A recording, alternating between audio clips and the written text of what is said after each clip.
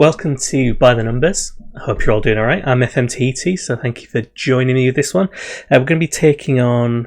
who are we taking? I think we're taking on Ballymena United in this match. We've had a few games in between the last match and this one.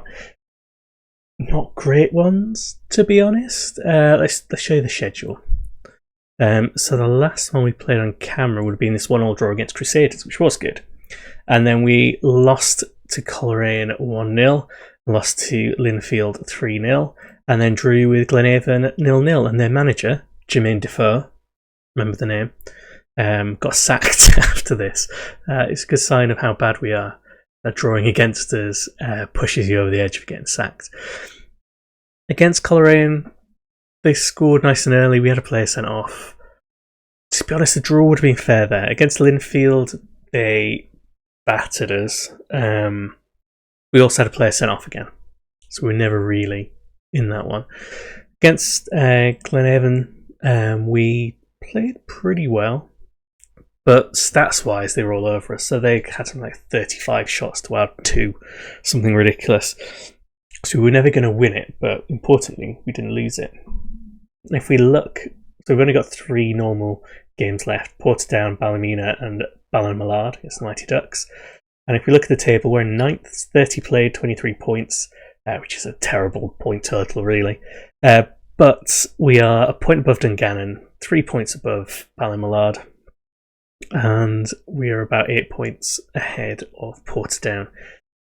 Automatic relegation, I should qualify that, doesn't look like it's likely at the moment, but it's not impossible. Not impossible. But we're going to play Ballymena, and then in the next episode we'll do the double header against these two, which will give us a good idea of where we are. We're going to stick with our kind of what would Big Sam do, and I've added this bit, or Tony Pullis, or just Pullis for this bit do. It's been tough, to be honest, because I think I mentioned before, we just don't really have the team for it. We are struggling a lot with this. Bringing Dunn on the bench. Bring Gordon on for Garrett. Garrett was only on because Gordon was suspended. Robinson back. No, he's still suspended after that last one. Let's go with this. McLaughlin and Ward and Cockcroft don't have good links. I am actually thinking of bringing Bonis and Devlin back, maybe after this game, just because they've got good links, good relationship, and that might be what we need at the moment rather than waiting for this to build up. So we might start rotating the front 2 just to see if we can gradually build up that relationship with McLaughlin and Ward, but also take advantage of the fact that Bonis and Devlin do already know how to play on the same side together, have done for a couple of seasons. Right then. Ballymena in 7th. There are a couple of places above us, but there are many points above us. It's not a close thing. It's unlikely that we're ever going to get to 7th, even if we start winning all our games after this. Knocking it around all right.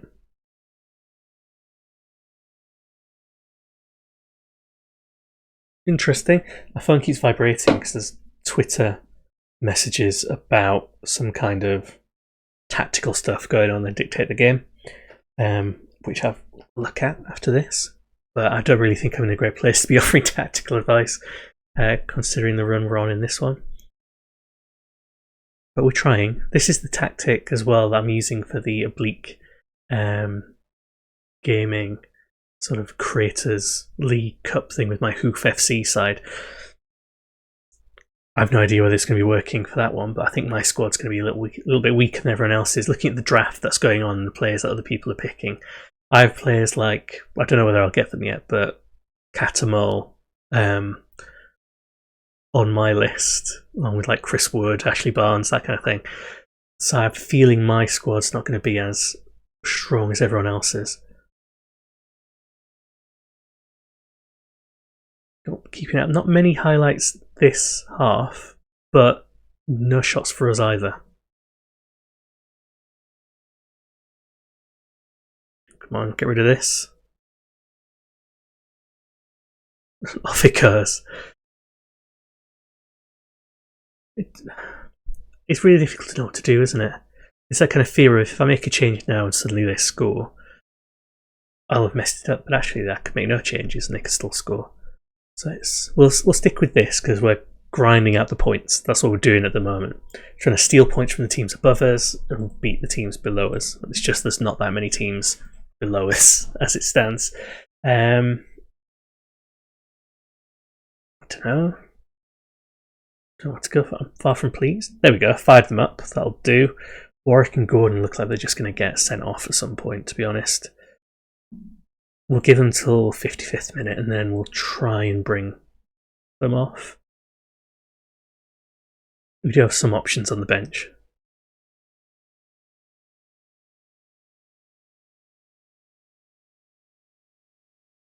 Free kick. Get it out, keep it out. There we go. Charging it down. Fortunately, no one up there to actually deal with any of this. Get it back out again. Cloughlin doing alright there. Ward. There he goes. Just managing to get to that one. Number 10 for Ward this season, apparently. Not 10 in the league, though. Some cup ones in there. Actually, no, he might be counting his goals from when he was at a different side, when he was at Warren Point, I think it was. So not all for us, unfortunately. But got one there. That'll do us. His third or fourth goal for us, I think it is.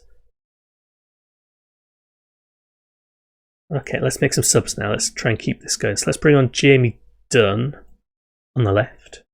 Harvey on the right. We'll carry on going until the 70th minute. And then that might be a case of bringing McLaughlin off.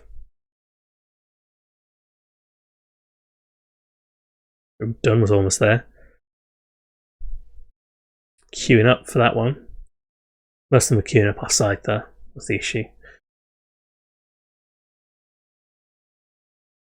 So he was the right thing not to change the tactic. At least it's got us a goal ahead. We might have only had 3 shots with 2 on target, but all you need. They're decent enough, that's all you need. They could still well get back into this. I don't think we're away in the clear by a long shot. We're in Devlin for McLaughlin. Interesting that Gordon McLaughlin is described as an attacking midfielder.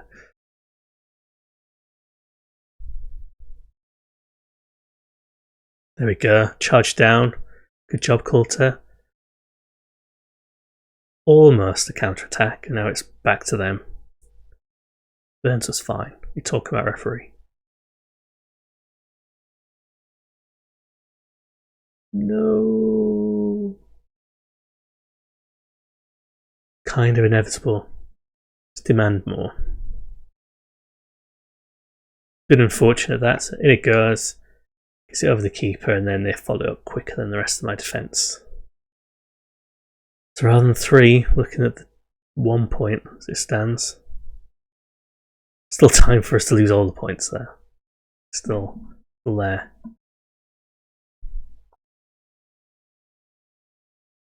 Around he goes. Oh, well, that was definitely a penalty. Little's already in trouble with me, never mind you, referee. Oh. Nah, there we go. Right, let's just put on the attacking one for the end. Might as well now, there's no point trying to shut them out.